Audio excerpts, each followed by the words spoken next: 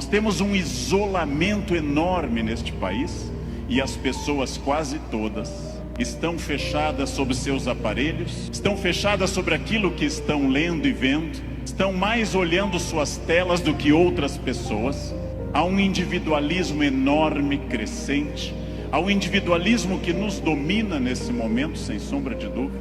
E primeiro conselho que eu dou a vocês: olhem para o rosto das pessoas, olhem para o rosto dos clientes, olhem para o rosto de quem está comprando, porque o rosto humano é um livro poderoso que traduz tudo. O rosto humano lhe diz: eu estou adorando, eu estou detestando, eu estou entediado, eu estou entusiasmado. Comecem a olhar para o rosto, comecem a mandar menos emojis e emoticons pelo celular e comecem mais a olhar para o rosto humano, que traduz tudo que você precisa saber. Chego a sugerir ousadamente que vocês olhem para o rosto das pessoas da própria família, que conversem com maridos e mulheres. Olha a minha ousadia.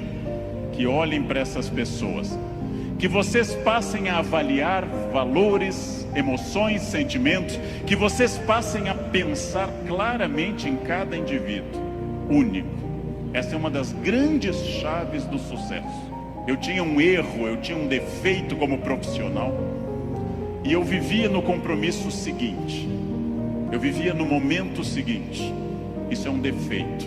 Vivam no momento que vocês estão.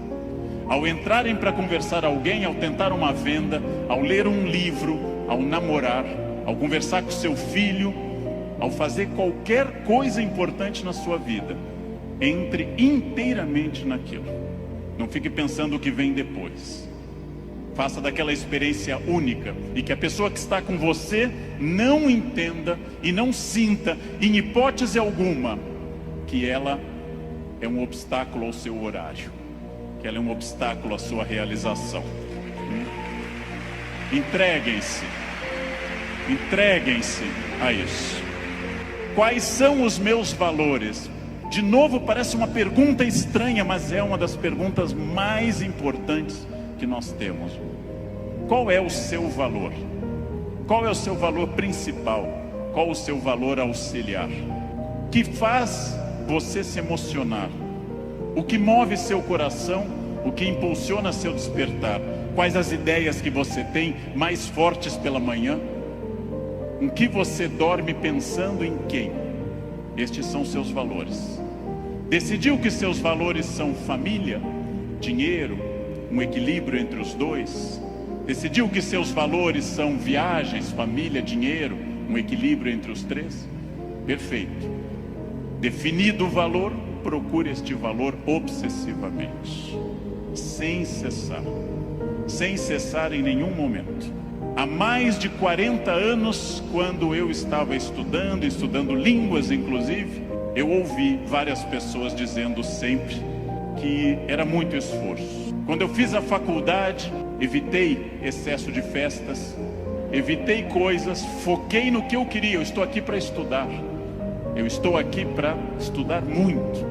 Depois continuei estudando e fiz mestrado e doutorado, fui morar fora, aprendi línguas e sempre mirando no meu valor. Meu valor é ser um profissional de excelência, e não apenas excelência média, de grande excelência. Desde o início, eu mirei na ideia que eu quero ser Alexandre o Grande, não Alexandre o Médio, nem o Pequeno. Não quero ser médio, não quero ser a pessoa legalzinha. Por incrível que pareça, e até vaidoso que possa parecer a vocês, mas isso foi um lema de vida. Desde muito cedo eu disse: eu quero ser, se não o melhor, um dos melhores professores do Brasil. Um valor alto, vaidoso. Só que eu aprendi que mirando alto, às vezes a gente consegue um pouco menos. Se você mirar baixo, você consegue ainda menos. Mire alto. Não tente ser o melhor vendedor do condomínio, é muito pouco. Não tente ser a melhor pessoa da rua, é muito pouco. Mirem alto. Mirem alto e busquem isso. Eu quero ser o melhor vendedor do Brasil. Simplesmente isso. Se alguém acha que não pode, ache os instrumentos para poder. E aí um outro conselho importante. Querem saber quando está dando certo? Querem saber quando o projeto de vida de vocês acertou no valor? são aqueles semi-amigos. Semi-amigo é o inimigo que lhe abraça. Eu não controlo tudo, mas aquilo que eu controlo, e é bastante, eu sou sócio majoritário da minha existência, e para isso eu preciso de equilíbrio. Equilíbrio é fácil perceber quando está faltando. Se vocês não trabalharem, perderão a família. Se vocês só trabalharem, perderão a família também. Equilíbrio é um diálogo constante. Estou cuidando do meu corpo é funcional, o corpo tem que ser funcional. Eu tenho que sair do sofá sem auxílio de muitas pessoas. Eu tenho que ser capaz de subir uma escada sem tenda de oxigênio. O corpo tem que ser funcional até a idade que ele é funcional. Ou seja, equilíbrio é aquilo que nós estamos em plena crise. Estamos em plena crise, só que há pessoas neste ano de crise que perderam, outras se mantiveram e outras prosperaram. Então não é a crise que faz diferença, é a sua reação diante dela. A crise veio para todos os 206 milhões de brasileiros. Há pessoas que afundaram, há pessoas que mantiveram o que tinham, e há pessoas que hoje estão melhores do que estavam há algum tempo. É claro que hoje, no momento da crise, eu vou dar uma pista histórica importante. O que é crise? É quando eu tenho muitas perspectivas diante de mim. Só que a crise é aquilo que separa o amador do profissional. Todo mundo sabe dirigir numa boa estrada em dia de sol. Pouquíssimas pessoas sabem dirigir numa estrada com chuva à noite esburacada. A crise separa quem é bom de quem é ruim, o amador do profissional, de quem veio o mundo a trabalho ou a passeio. Todo mundo sabe, em situação sem estresse, ser calmo. Poucas pessoas são calmas em situação de estresse. Todo professor é ótimo se a turma for ótima. Poucos professores são bons quando a turma é resistente. Todo mundo pode vender para o cliente fácil. Pouca gente pode vender para o cliente difícil. É o cliente difícil que separa o amador do profissional. O outro não precisa. Importante, crises passam sempre, sem exceção. Toda crise passa. E aqui já vem a pergunta: onde você quer estar quando essa crise passar? Com quem? Onde você quer estar quando essa crise passar? Quem lembra dessa personagem é uma pessoa experiente. Essa hiena, um desenho animado da década de 60 e 70, a hiena Hard ficava dizendo: ó vida, ó céus, ó azar. Ela era pessimista, porém tudo que a hiena dizia que podia dar errado, dava. Ela era pessimista, mas ela acertava. Por isso que eu quero dizer a vocês que o pessimismo pode ter alguns valores. Ele nos dá uma amostra dos riscos. É importante ter um pessimista na equipe, mas no máximo apenas um, que é o que uma equipe tolera. Quando alguém chega e diz: nós vamos dobrar o capital, dobrar o número de clientes, nós estaremos em mais 30 países até o ano que vem, o pessimista diz: calma, não é tão fácil. Pessimistas são bons para levantar os riscos. Pessimistas são péssimos para resolver os problemas. Para eu resolver um problema, para eu resolver qualquer coisa, eu preciso de um otimismo obsessivo. Ouçam os pessimistas. Para pessimista não vale a mãe é sempre otimista com vocês. Ouçam um cunhado é bom para isso. Ouçam o cunhado. Ouçam os pessimistas. Vejam o que eles têm a dizer, agradeçam. Enquanto eles falam, tenham aquela reação bovina. Ouçam. Depois agradeçam e comecem a trabalhar com otimismo total. É só assim que se cresce. É só assim que se consegue alguma coisa. Quem tiver mais método, quem for mais otimista, quem for mais metódico, não sabe o que vai enfrentar, mas estará melhor do que quem não fizer isso. Pergunta óbvia: onde você quer estar o ano que vem? Eu não sei o ano que vem. O futuro é sempre nebuloso. Se vocês pensarem em futuro como estratégia, entenderão que sim, o futuro é absolutamente imprevisível. Mas quanto mais estratégia eu tiver, mais eu vou controlar. A chuva vai vir para todos. Quem souber nadar melhor vai sobreviver. Esse é um dado óbvio. Bem, mas eu erro bastante.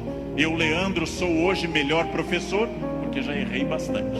Eu, Leandro, erro. Errar é humano, significa que todos que estão aqui, com exceção dos mentirosos, já erraram. Só os mentirosos nunca erraram, porque são mentirosos e dizem que nunca erraram. Faz uma coisa que eu treino há mais de 50 anos diariamente. Eu treino andar. Faz mais de 50 anos que eu treino diariamente e eu tropeço. Erro é um recado enviado para dizer que você pode mudar de estratégia, tem que aprender, tem que ter cuidado. Erro é fundamental. Errou, não conseguiu, não atingiu meta, falhou, ótimo. Se você aprender, você será melhor. Senão será só um chorão. Aprenda. Aprenda com o erro. Erro lhe tira da zona de conforto. O que é a zona de conforto? É aquilo que me deixa satisfeito, feliz. Zona de conforto é aquilo que estraga o meu desafio. Ostra feliz, diz Rubem Alves, ostra feliz não desenvolve pérola. A pérola é a resposta da ostra a isso. Por que a ostra faz uma pérola? Porque um grão de areia a incomoda e ela reveste uma madrepérola. Zona de conforto é aquilo que lhe deixa repetindo. O que acontece com a zona de conforto? Eu passo a não querer fazer mais coisas certas nem com entusiasmo. Eu passo a achar que está bom estar no aquário lotado porque é conhecido.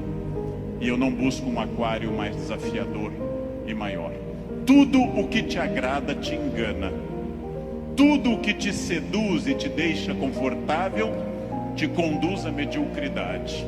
Quanto mais você tiver desafios, mais você vai responder a esses desafios. Zona de conforto é muito curiosa, porque ela significa o fim da luta. Saiam da zona de conforto.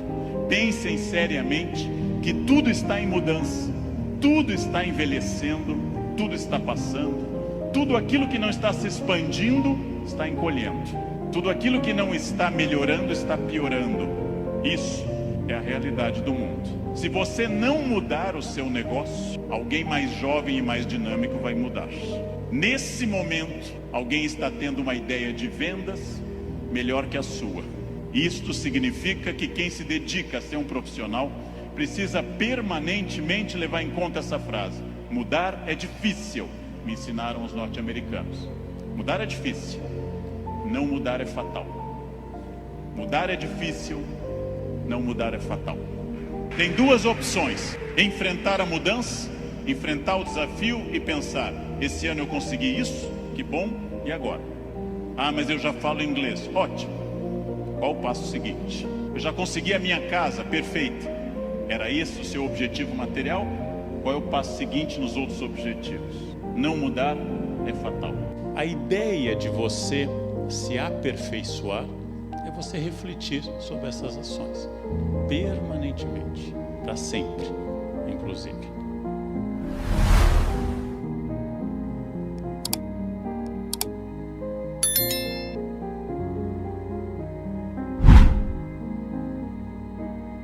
A internet está fazendo ainda uma diluição maior da responsabilidade diante das coisas.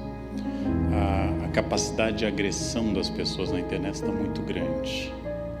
E o debate, ele é sempre essencial. Como eu disse durante a palestra, a falência do debate tem como consequência extrema o caso da Síria. Por isso que eu temo quando alguém está falando e outra pessoa não quer escutar. Eu temo isso, porque há muitas maneiras de protesto político, mas elas passam por ouvir e responder. Alguém que fotografa um almoxarifado no qual trabalha e reclama, em primeiro lugar, transmite a sensação de quebra de confiança da empresa, mas transmite a sensação de que ele não tem nada a ver com aquilo, que ele é uma peça num sistema. Bem, se eu trabalho numa empresa, tudo aquilo tem a ver comigo, tudo passa por mim. Internet, opiniões de internet, de redes sociais, sobre política, sobre outras questões, são um campo minado para as pessoas começarem a expressar seus preconceitos. Então, voltando ao tema que eu trabalhei, vocês não foram formados como eu não fui formado. Vocês não foram formados por uma escola sem preconceitos. Eu fui formado numa escola com preconceitos. Eu fui formado numa escola homofóbica, misógina, que falava mal da capacidade feminina, que duvidava da capacidade de pessoas oriundas de determinadas partes do país. Eu fui formado nisso. E cabe a mim reagir a esse tipo de imbecilidade e refletir hoje como adulto que valores são esses e por que eu não quero seguir esses valores. Então, expressar esses valores nas redes sociais é muito perigoso. Todo mundo devia ter muito mais cuidado nas redes sociais, especialmente quem é profissional, especialmente quem exerce uma profissão. Você não gosta de determinado gênero, não gosta de determinado tom de melanina, não gosta de determinada área do Brasil, guarde no fundo do seu coração preconceituoso. É mais prudente, profissionalmente e eticamente. E comece a ler e se informar mais dos problemas. Como diz o Saramago, eu não quero que todo mundo se ame, porque isso é impossível. Quero que no máximo se respeitem. Já é bastante. Já é bastante. Então, esta é uma questão, como uma atriz do Rio de Janeiro disse há pouco, eu não sou obrigada a gostar de gente gorda. Claro que não é. Isso fala de uma série de traumas a resolver com o seu psicólogo. Porém, eu sou obrigado a não expressar esse tipo de questão. Eu sou obrigado a não dizer ao mundo que eu tenho um modelo e que o mundo deve se adaptar a este modelo. Eu não devo expor assim a minha dor ao mundo. Todo preconceito expõe uma dor e um medo. Todo agressor é alguém que tem medo profundo de alguma coisa. Todo choque com isso é um choque de eu tentar superar a minha dor. A virtude pode se transformar num defeito. Quando, por exemplo, eu passo a me orgulhar de que sou um marido honesto e fiel, e a esposa passa a se orgulhar que é honesta e fiel, e passa a criticar aquelas que não são honestas e fiéis, a pessoa transformou uma virtude num ponto de vaidade. Eu, ao fazer um café filosófico, citei a história de Santo Antão, porque a virtude pode se transformar num defeito.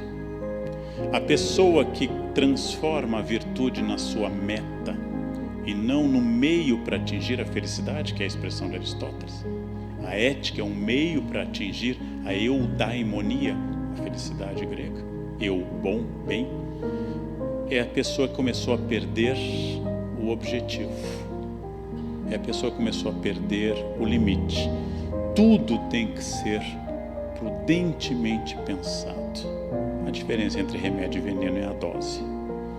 Enterrado lá no cemitério do Père Lachaise, Dr. Hahnemann tem essa frase como coisa. Ou seja, tudo se transforma no seu oposto. Se eu não tenho a medida.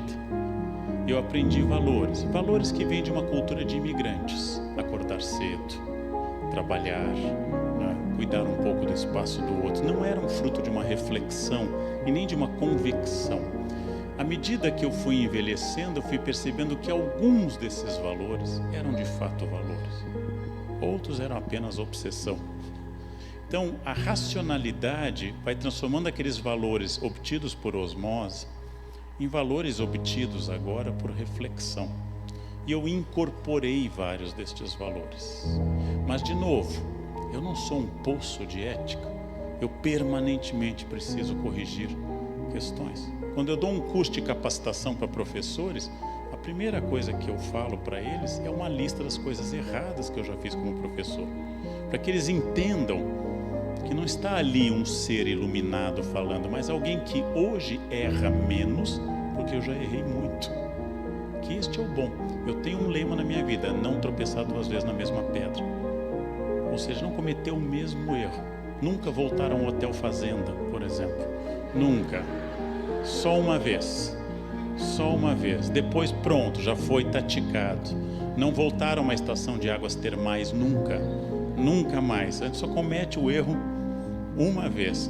A ideia de você se aperfeiçoar é você refletir sobre essas ações. Permanentemente. Para sempre, inclusive. A grande questão é como é que eu posso dizer a quem detém o poder sobre o meu CPF, que aquilo é errado.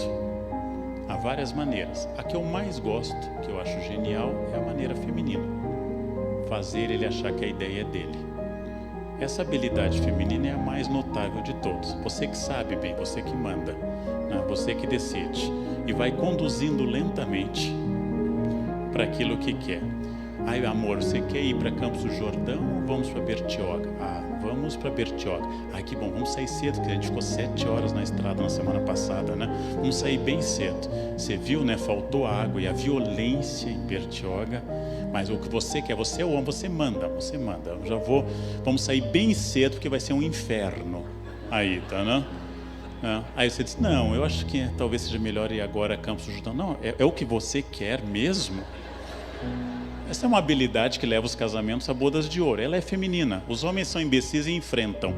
A mulher concorda e faz do jeito que ela quer. Eu acho isso admirável, né? É admirável. Eu disse ontem no jornal, nós precisamos de mais mulheres na política, mas governando como mulheres e não governando como homens. Zélia Cardoso de Mello foi uma ministra fazenda, mas governou como homem. Foi a mesma idiotice que todos os homens que vieram antes dela e depois fizeram também. Precisamos de mulheres que façam mais negociação, que ouçam mais. Isso é uma virtude feminina. Então, como negociar?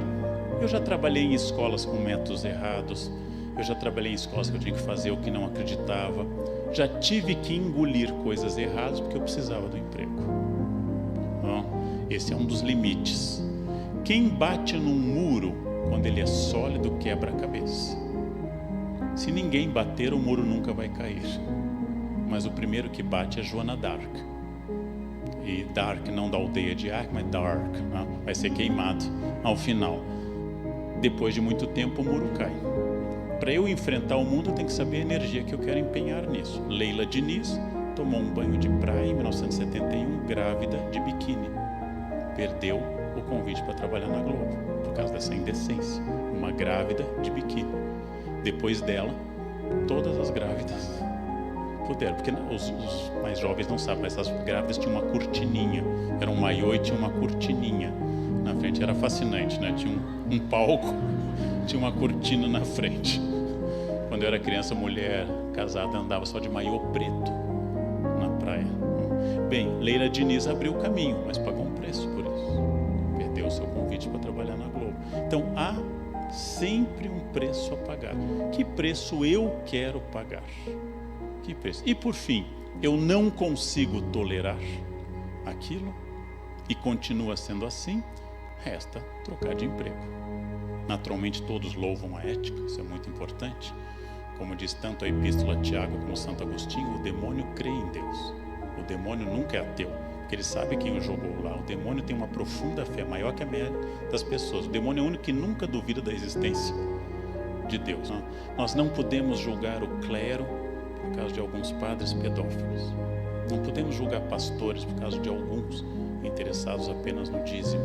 Nós não podemos julgar o amor de um pai por uma filha a partir do caso Nardoni. Nós precisamos avaliar um pouquinho mais seriamente, mas lembrando que o demônio crê em Deus. Satanás tem uma fé profunda em Deus, só para usar essa metáfora de Santo Agostinho também na Epístola de Tiago. Obrigado por assistir. Se inscreve no canal e curta o vídeo e até a próxima.